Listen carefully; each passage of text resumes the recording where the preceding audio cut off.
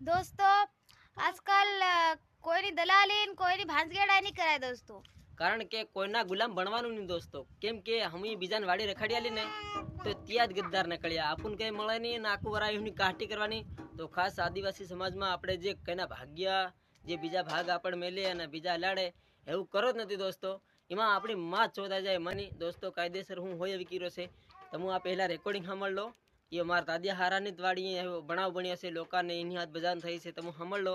તો તારા જીંજ તો તું મારો કપા વેચાઈ ગયો. તું ગાન મલાવવાનો નથી રોકાવો તારી માથે દેવા રોકાણો મને નથી હડબું ભાંગ ને કે ઓય મારા હું બોલતો નહીં બાજવાનું નહીં હા નલોડો ગળા લઈ લે તારો ધોકો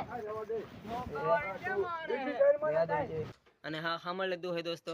તો આવી રીતે કોઈની ભડવાઈ કરાય નહીં. અને પોતે શું કરવું એ પોતાની બુદ્ધિ હોવી જોઈએ. પોતે જ કરવાનું. પોતાનું થઈ જાય ને એટલું ઘણું એને હેતૃત રાખો.